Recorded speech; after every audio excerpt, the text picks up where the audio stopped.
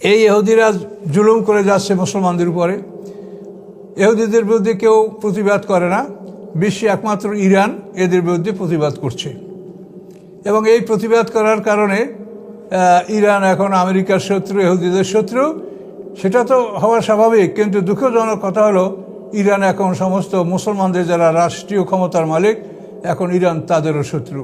তার মধ্যে কারণটা একটাই, সেটা হলো ইরান এখানেও রাজতন্ত্র ছিল। রেজা শাহ পাহলভি এখান থেকে বিপ্লবের মাধ্যমে সে পালাতে বাধ্য হয়েছে, এবার ইরানে প্রজাতন্ত্র হয়েছে। এটা রাজতন্ত্র বিরোধী, এই জন্য রাজতন্ত্রবাদীরা ইরানের বিপক্ষে।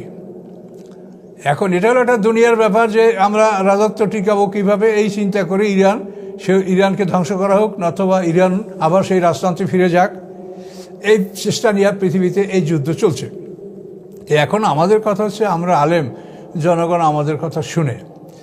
এখন ইরানিরা কি মোমেন না কাফের, এ ব্যাপারে কালকে দেখলাম কয়েকজন প্রথম শ্রেণীর আলেমদের মতামত। তারা সবাই ইরানের বিপক্ষে বলেছেন যে তারা সাহাবীদের সমালোচনা করে, সিনিয়র সাহাবীদের সমালোচনা করে, কাজে এই জন্য তারা কাফের, তারা অমুসলিম, তাদের মৃত্যুতে ইন্না লিল্লাহ পড়া যাবে না, তাদের সমর্থন করা যাবে না, এটা তারা বলছেন। কিন্তু এই কথাটা ইরানিদের যে ত্রুটি আছে সেটা আমরাও স্বীকার করি, আমিও স্বীকার করি, কারণ আমরা তো তাদের সাথে একমত। বিভিন্ন ব্যাপারে আমাদের সাথে তাদের খুব বড় বড় দ্বিমত আছে, কিন্তু এ থাকা সত্ত্বেও আমরা যদি ইরানিদের ত্রুটিটা যেটা আপনারা বলছেন, এটা আপনারা ভুল বলেন নাই, ঠিকই বলছেন। কিন্তু এই যে ইরানিরা হলো শিয়া, আর আমরা যারা সুন্নি ব্লকে যারা আমরা আছি, এই সুন্নি ব্লকের যদি ত্রুটিগুলো তুলে ধরা হয় এবং এই দুইটা দিয়ে আপনারা ডিবেট করেন যে ইরানিদের পক্ষে 5 জন আপনারা বসেন আর সুন্নিদের পক্ষে 5 জন বসুক, তখন সুন্নিদের যে মানে তথ্যগুলো বের হয়ে আসবে, তাতে আপনি দেখবেন যে ইরানিদের চাইতে সুন্নিদের অপরাধটা বড়। এটা আপনি কোনোভাবেই ঠেকাতে পারবেন না। তার কারণ কোরআনের ডাইরেক্ট আয়াতের বিরোধিতা আপনি পাবেন সুন্নিদের মধ্যে, যেটা সূরায় দেখেন মায়েদার 11 নম্বর আয়াতে আল্লাহ বলছেন, লা তাত্তাখিযুল ইয়াহুদা ওয়ান নাসারা আউলিয়া, ইহুদি খ্রিস্টানদেরকে তোমরা বন্ধু হিসেবে গ্রহণ করবে না। ওয়া ইয়াতাওয়াল্লাহু মিনকুম ফাউলাইকা মিনহুম, তোমাদের মধ্যে যে কেউ তাদেরকে বন্ধু হিসেবে গ্রহণ করবে সে তাদের মধ্যেই গণ্য হবে। আল্লাহু লা ইয়াহদিল কওমাজ জালিমিন, আল্লাহ তাআলা জালেমদেরকে হেদায়েত দান করেন না। সূরা মায়েদার 11 নম্বর আয়াত। আচ্ছা, এরপরে দেখেন সূরা নাহলের 36 নম্বর আয়াতে আল্লাহ বলছেন, ওয়ালাকাদ বা'আসনা ফি কুল্লি উম্মাতিন রাসূলা আন ইউবুদুল্লাহ ওয়াজতানিবুত তাগুত। তো এখানে আল্লাহ বলছেন যে আমি সমস্ত জাতির প্রতি রাসূল পাঠিয়েছি এবং সেই রাসূলদের দাওয়াত ছিল আন ইউবুদুল্লাহ, যে তোমরা আল্লাহর ইবাদত করো, ওয়াজতানিবুত তাগুত, এবং তাগুত থেকে দূরে থাকো। তাগুত হলো জালেম শাসক, অত্যাচার শাসক, টাইরান্ট, যে নিজা দিনকে মানে না, অপরকে মানতে দেয় না, কেউ মানতে চাইলে তাকে জোরপূর্বক তার থেকে ফিরায়, এরা হলো তাগুত। তো এখানে আল্লাহ বলছেন ওয়াজতানিবুত তাগুত, মানে তাগুত থেকে দূরে থাকো। আর ওই আয়াতে বলছেন যে ওদেরকে অভিভাবক বানিও না। তো এই অপরাধগুলো তো ডাইরেক্ট কোরআনে যেটা আছে এটাই আমরা আমাদের যারা সুন্নি যারা দাবিদার এবং এদের রাষ্ট্রীয় ক্ষমতায় যারা আছে এই অপরাধগুলি তাদের মধ্যে স্পষ্ট। কিন্তু ইরানের বিরুদ্ধে আপনি কোরআন থেকে স্পষ্ট কোনো এরকম প্রমাণ আপনি খাড়া করতে পারবেন না। কালকে আপনারা যে কয়েকজন আলেমের কথা বলছেন, কই কোরআনের একটা আয়াত তো বলেন নাই যে এই আয়াতের কারণে শিয়ারা তারা কাফের বা তাদেরকে বর্জন করা উচিত ইত্যাদি। কোরআনের কোনো আয়াত নাই। কাজে কোরআনের ডাইরেক্ট আয়াতে এই আমরা যে গ্রুপ, তারপর আপনি যেটা বলবেন যে শিয়ারা সিনিয়র সাহাবীদেরকে অস্বীকার করে, এটা সত্য করে। তারা আবু বকর সিদ্দিক, ওমর ফারুক এদেরকে যথাযথ সম্মান দেয় না। তারা ওমর ফারুককে হত্যা করছে আবুল উলু গোলাম, সেই আবুল উলুর নামে তাদের ওখানে জাদুঘরও আছে, আবুল উলুকে তারা সম্মান করে। কাজে তারা সিনিয়র সাহাবীদেরকে সম্মান করেন, এটা ঠিক। তো এটা যেমন ঠিক, তেমন আবার যদি সুন্নিদেরকে আপনি দেখেন যে সুন্নিদের মধ্যে হযরত আলী রাদিয়াল্লাহু আনহুর বিরুদ্ধে, আলী রাদিয়াল্লাহু জান্নাতের রোকন এবং সিনিয়র সাহাবী, এবং মানে প্রথম 10 জন ইসলাম যারা গ্রহণ করছে তার মধ্যে হযরত আলী রাদিয়াল্লাহু একজন। তো এই সাহাবী জান্নাতের রোকন, আল্লাহর রসুলের চাচাতো ভাই, জামাতার সব কিছু। তো এরপরে ওই আলী রাদিয়াল্লাহু আনহুর বিরুদ্ধে যারা যুদ্ধ করেছে, তাহলে তারা কি, তাদের কি বলবেন? শিয়ারা সিনিয়র সাহাবীদের অস্বীকার করছে, কাফের বলবেন।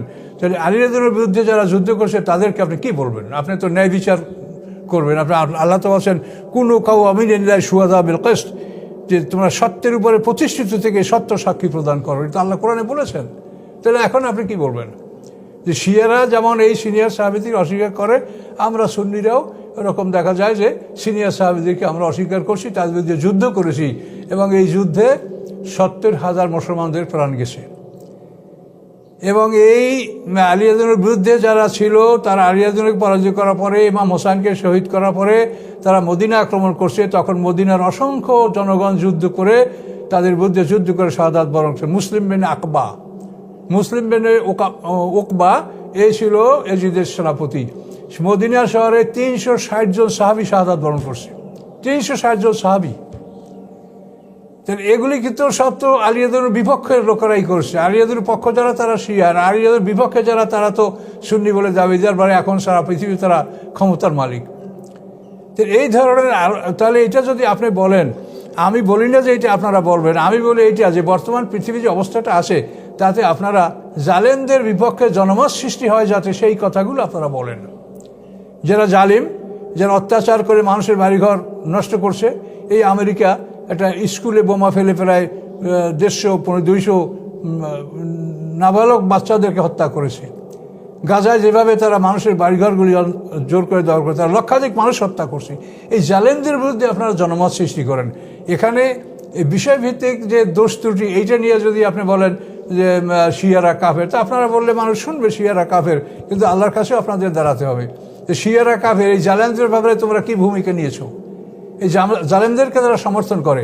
আপনারা তো জানছেন সারা পৃথিবীর মিডিয়া আপনাদের কাছে ওপেন যে এই ইহুদিদেরকে সমর্থন করছে মুসলিম দেশগুলি প্রকাশ্যে গোপনে বিভিন্নভাবে। তাহলে আপনারা, আমরা যদি না পারি বলতে, না বলা ভালো, কিন্তু বলতে পারলে তো আমাদের সত্য কথা বলা উচিত। আমাদের অন্তত জালেমদের বিরুদ্ধে, অত্যাচারীদের বিরুদ্ধে জনমত সৃষ্টি করার জন্য কথা বলা উচিত। আমরা তো অত্যাচারীদের পক্ষে কথা বলতে পারি, জালেমদের পক্ষে তো কথা বলা ঠিক হবে না। তো এখন যদি আপনি ইরানের বিরুদ্ধে ফতোয়া দেন, তো সাধারণ মানুষ তো মনে করে ইরান কাফের। তাহলে ইরানের বিরুদ্ধে জনমত সৃষ্টি হওয়া, এটা তো মানে ইরান যেহেতু সে জালেমদের বিরুদ্ধে যেটু সোচ্চার বা যেটু কথা বলছে, তাহলে সেখান থেকেও তো সে আরও দুর্বলতার দিকে ফিরে যাবে। কাজে এটা যেন আমরা না করি। আমরা অত্যাচার, জুলুম, জালেম, এই জালেমদের ব্যাপারে আল্লাহ রসুলের হাদিস আছে। আল্লাহ রসুল বলেন যে আল্লাহ তাআলা বলেছেন যে জালেম যদি কাফেরও হয় তা আমি তার কথা শুনি। আত্মাকে দাওয়াত আল মাজলুম, আল্লাহ রসুল বলেছেন যে মাজলুমের বদদোয়া থেকে তোমরা সাবধান হও। কাজে এই যে কোটি লক্ষ লক্ষ মানুষ মাজলুম, কাজে আপনারা মাজলুমের পক্ষে জনমত সৃষ্টি করবেন না, আপনারা কি জালেমের পক্ষে জনমত সৃষ্টি করবেন? করলে এর ফলাফল তো আপনারা দেখতেই পাবেন। আল্লাহ তো বিচারের জন্য দিন ধার্য করেই রেখেছে। কুল্লাকুম মিয়াদু ইয়াউমিন লা তাস্তাকিরুনা আনহু সাআতুন ওয়া লা তাস্তাকদিমুন। আল্লাহ বলেন তোমাদের জন্য একটা দিন আমি নির্ধারিত করে রেখেছি, যেটা আগে হবে না পরে হবে না, ওই দিনেই বিচার হবে এবং ওই দিন যথাসময় আসবে। তো কাজে এই জন্য আমি আপনাদেরকে এতটুকু অনুরোধ করব যে এই সময় আপনাদের উচিত জালেমদের বিরুদ্ধে জনমত সৃষ্টি করা। সেইটা না করে যদি বিপরীত আপনি মাজলুমের প্রতি যদি আপনি জনমত সৃষ্টি করেন, মাজলুমের বিরুদ্ধে যদি আপনি ফতুয়া দান করেন, তো এটা কি হবে সেটা আপনারা আলেম, ফতুয়া আপনারাই জানেন, আপনাদের কাছে অজানা কিছু না। তা আমি আবারও আপনাদেরকে অনুরোধ করছি যে আমরা কিছু করতে পারবো না, তবু আমাদের জালেমদের পক্ষ তার করা উচিত। আল্লাহ বলেন লা তাজলিমুন ওয়া লা তুজলামুন, তোমরা জুলুম করো না, তোমাদের জুলুম করা হবে না। আল্লাহ কোরআন পাকে বলেন আল্লাযিনা আমানু ওয়া লাম ইয়ালবিসু ঈমানাহুম বিযুলমিন, যারা ঈমান এনেছে, ঈমানের সাথে যারা জুলুম মিশ্রিত করে নাই, অর্থাৎ শিরক, জুলুম, অত্যাচার যারা মিশ্রিত করে নাই, উলাইকা লাহুমুল আমনু ওয়া হুম মুহতাদুন, তাদের জন্য রয়েছে নিরাপত্তা এবং তারা হেদায়েত প্রাপ্ত। সূরা আনামের 82 নম্বর আয়াত। কাজেই আমি আপনাদেরকে এটাই অনুরোধ করব যে আপনারা জালেমদের বিরুদ্ধে জনমত সৃষ্টি করার জন্য কথা বলেন, জালেমদেরকে উৎসাহিত করার জন্য। আর জালেমকে প্রকাশ্যে গোপনে আপনি যাই করেন করতে পারেন, দুনিয়াটা এখন আপনাদের হাতে আছে, কিন্তু সামনে কিন্তু বিচারের সম্মুখীন আমাদের সবাইকে হতে হবে। ইহুদি রাষ্ট্র সম্পর্কে আলোচনা করব, যে এই সম্পর্কে আল্লাহর কোরআনে কি আছে আমরা জানার চেষ্টা করব। আউযু বিল্লাহি মিনাশ শাইতানির রাজিম, বিসমিল্লাহির রহমানির রহিম।